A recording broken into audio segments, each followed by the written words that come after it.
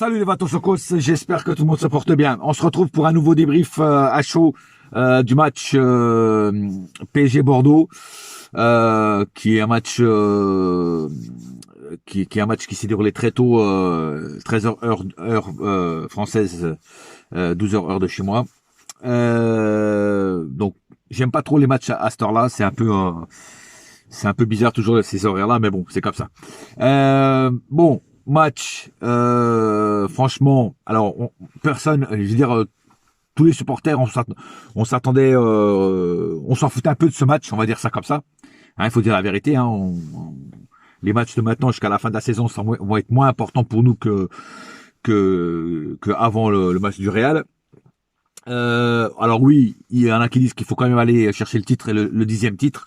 Je suis d'accord avec vous, il faut quand même sauver les meubles, on va dire ça comme ça. Et mais on n'attendait pas grand-chose de ce match-là. Bon, on a gagné 3-0, ok. Contre le 19e, il y a aucun exploit pour moi. Gagner 3-0 contre Bordeaux qui est 19e au classement, c'est le minimum syndical qu'ils auraient pu nous offrir au parc. Petit mot que je voulais dire. Il y a des supporters qui critiquent d'autres supporters parce que par rapport au sifflet des joueurs sur le terrain quand ils sont arrivés à l'entraînement, quand ils sont aussi pendant le match et tout ça. Alors c'est-à-dire qu'en fait un jour vous voulez les pendre haut et court en place publique et après en fait vous voulez comme Leonardo passer du Nutella sur la tartine pour adoucir les mœurs. C'est pas comme ça que ça marche les frères et les sœurs. Les sifflets sont mérités. Les banderoles sont méritées. Et encore, je trouve qu'on a été gentil parce que dans les années 90, ça serait pas passé comme ça. Ça aurait été beaucoup pire que ça. Ça aurait été beaucoup plus virulent que ça. Voilà. Moi, je dis franchement, il aurait fallu leur lancer des tomates pourries et des légumes pourris comme ils faisaient au Moyen-Âge. Tu vois ce que je veux dire? Voilà. Enfin bref. En tout cas, bon, un match qui est, comment dire, qui a pas super bien commencé. Moi, je vous dis franchement, on se faisait souvent déborder par Bordeaux en contre-attaque. La défense, dès les premières minutes, prenait l'eau. Heureusement qu'on avait quand même comme d'habitude, un très bon gardien qu'est Laurent Navas. Mais c'est vrai que dès le début, les Bordelais ont voulu nous marquer au fer blanc et ils ont failli réussir à plusieurs fois. Bon, ça s'est pas fait parce que bon après voilà, on a réussi quand même à maîtriser le jeu au milieu surtout.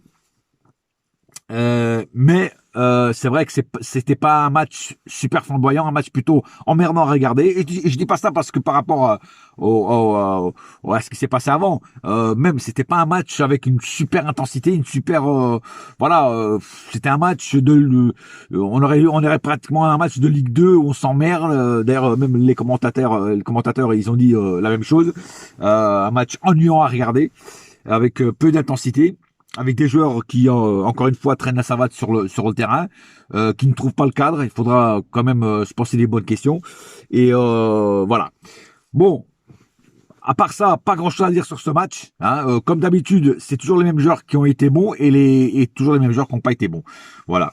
Mais on va passer aux statistiques du match. Que ce soit la première mi-temps, la deuxième mi-temps, c'est kiff bourricot. Hein, les mi-temps ont été pratiquement pareils. Hein, je vous dis franchement. Bon. Alors, statistiques du match. 12 tirs du côté PSG, 15 du côté bordelais. Vous vous rendez compte, même les bordelais, ils ont tiré plus que nous. 5 tirs cadrés du côté PSG, 5 du côté bordelais. Ce qui est pour moi une honte. Mais bon, surtout contre le 19e.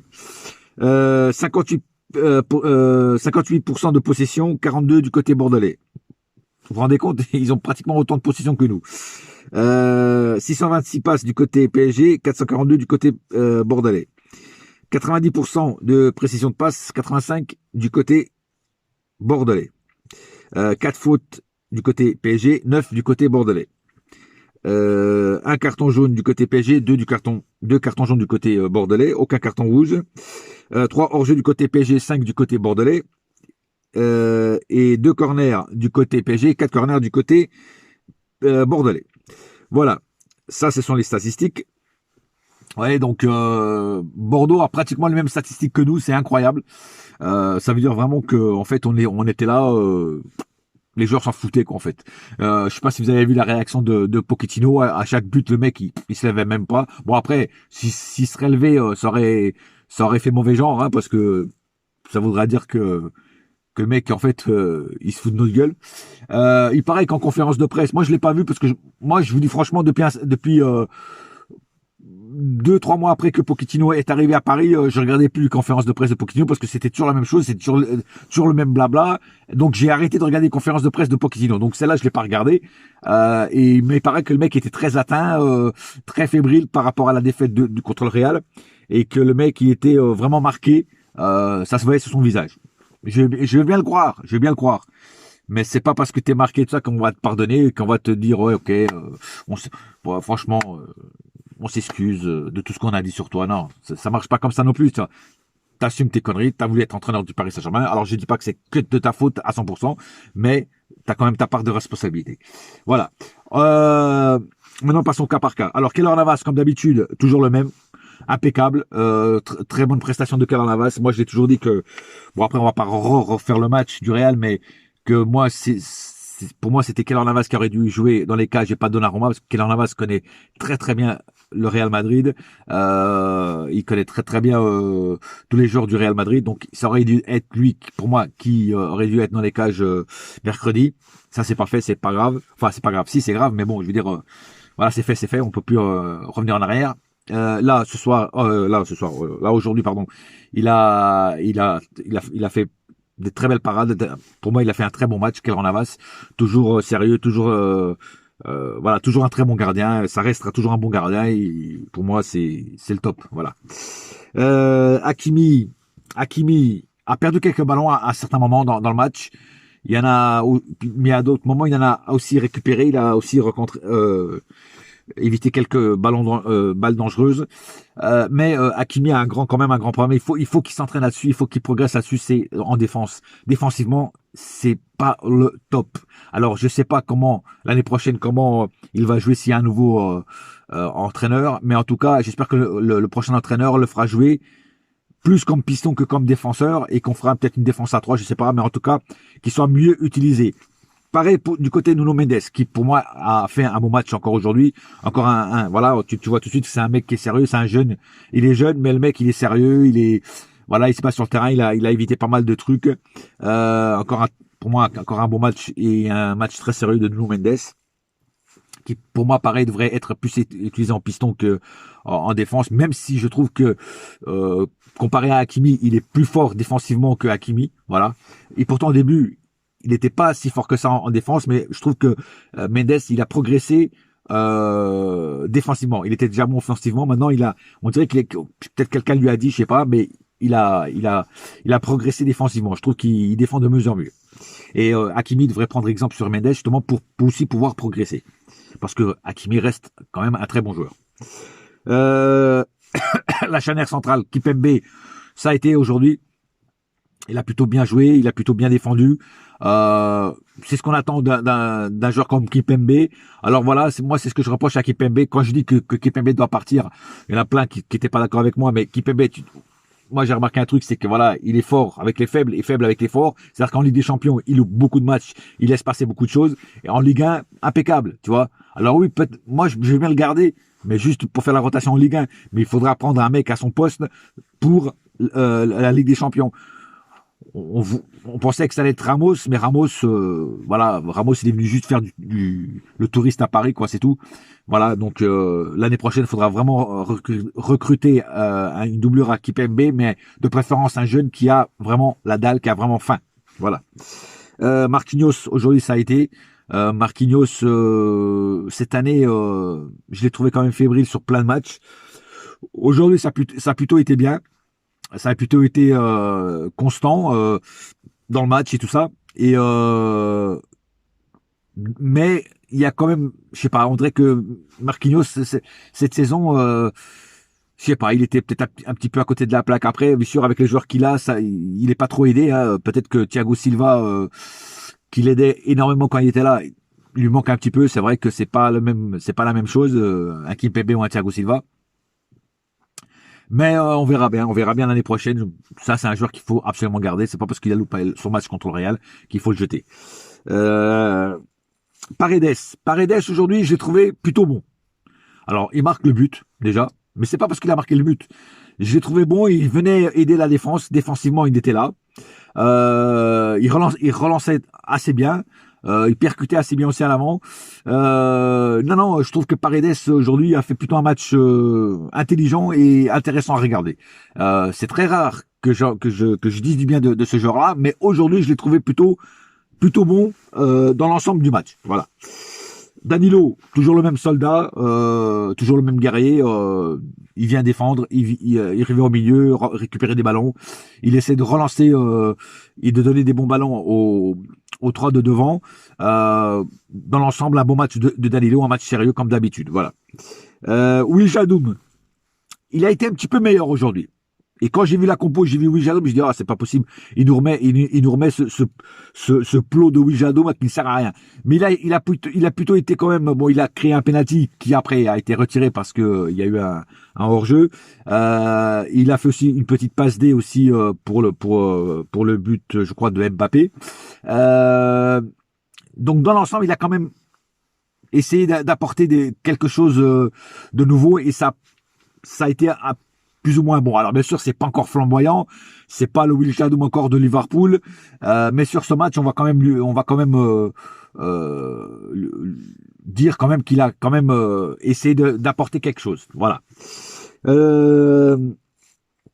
Maintenant, parlons des trois de devant. Alors, je vais commencer par Mbappé. Mbappé qui, pour moi, est toujours impeccable, toujours impeccable comme une chemise qu'on repasse, tu vois.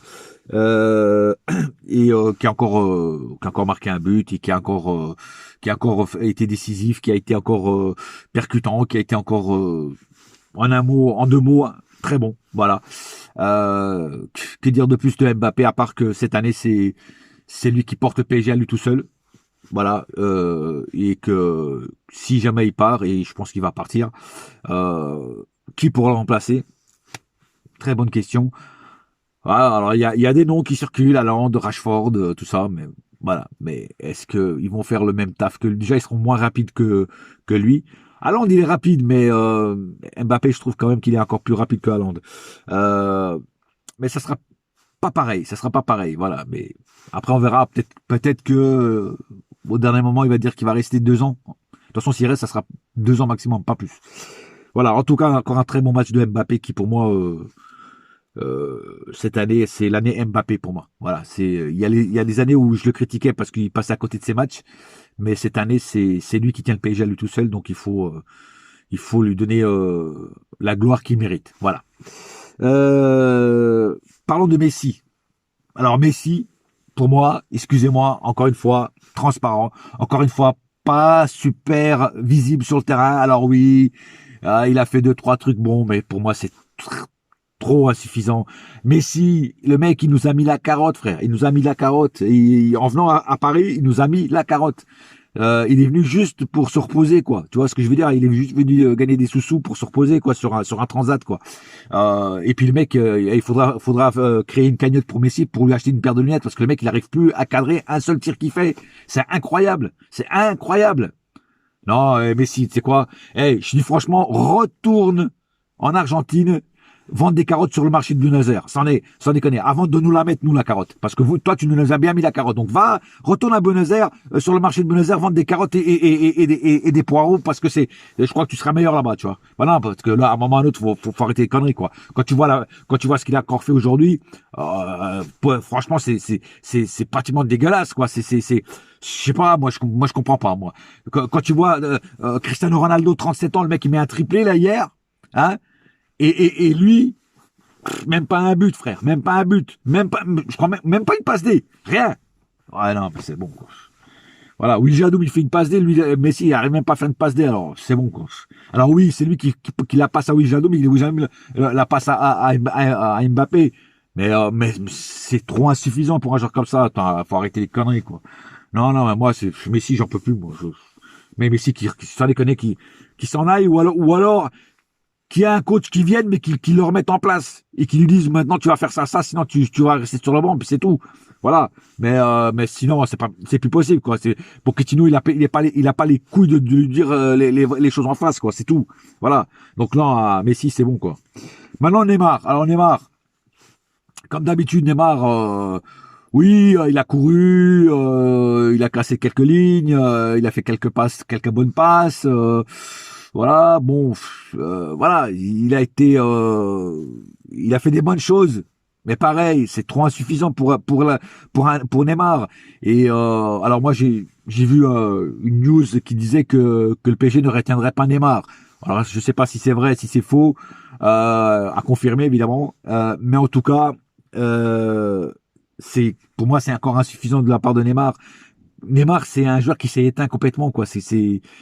Il est plus l'ombre de lui-même, quoi. Il est plus que l'ombre de lui-même, parce que c'est un joueur qui n'apporte pratiquement plus rien, quoi. C'est chaud. Pour moi, c'est un fiasco, Neymar. 222 millions pour ça.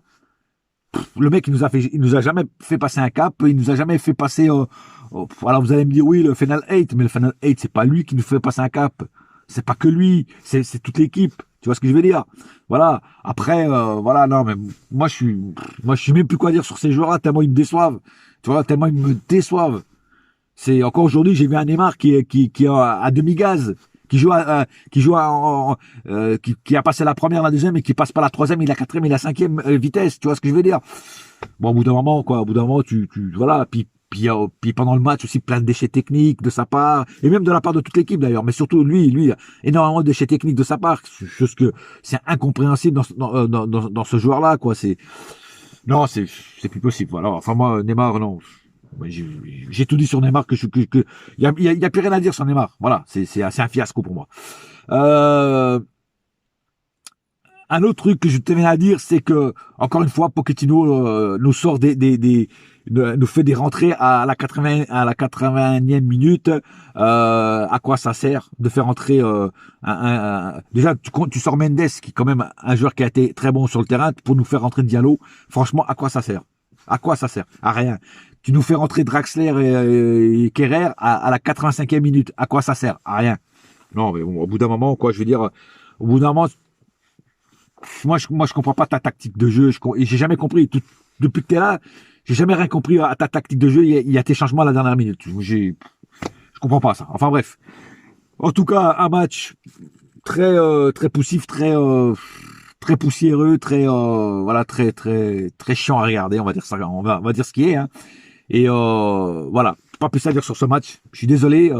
Je sais que j'aurais bien aimé dire plus de trucs intéressants, mais comme il y a rien à se foutre sous la dent, bah t'es obligé de dire que ça, parce qu'il y a rien d'autre à dire.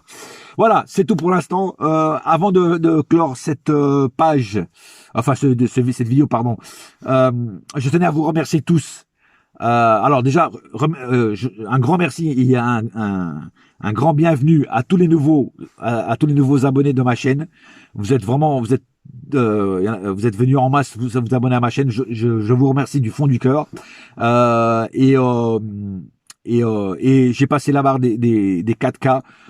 Franchement, j'ai que 3 mots à dire. Je vous aime. Voilà, c'est tout. Je vous remercierai jamais assez. Merci les abonnés. Merci à vous tous de vous être abonnés. Et pour moi, ça me donne de la force et ça me fait énormément plaisir que de partager ma passion avec vous et voilà. Donc des fois on s'engueule, ce club nous fait passer par tous les stades, la tristesse, la joie, la colère. Des fois on s'engueule entre nous parce qu'on n'est pas d'accord sur ci, sur là, sur un joueur qui a bien joué, l'autre qui dit qu'il a mal joué. On peut s'engueuler tout ça, mais on reste quand même des amoureux incontestés de notre club, le Paris Saint-Germain. Et ça c'est le plus important. Voilà, on fait tous partie de la même famille et pour moi c'est le plus important. Donc encore une fois, merci à vous. De m'avoir fait atteindre ce cap qui pour moi qui est très important, qui est énorme. Je vous remercierai jamais assez. Et maintenant, on essaiera d'aller comment dire, j'en perds mes mots tellement je suis ému. Ouais. On essaiera d'aller atteindre le sommet des 5K. Voilà, parce que voilà, c'est l'objectif de tous les youtubeurs, c'est toujours d'avoir plus d'abonnés et de partager notre passion qui est le football et le Paris Saint-Germain en général. Voilà, Autre chose, bientôt, vers entre le 18 et 20 mars, alors ça c'est hors PSG, il y aura une nouvelle vidéo sur les gangsters. Voilà, elle est bien pratiquement prête. Donc nouvelle vidéo sur les gangsters, j'en dis pas plus. Entre le 18 et 20 mars, je pense qu'elle sera faite et dispo. Voilà. Sur ce, un seul cœur, un seul club, c'est Paris ma gueule. Yes my friend, et la saga continue au moins en Ligue 1. Voilà, allez. Bouya!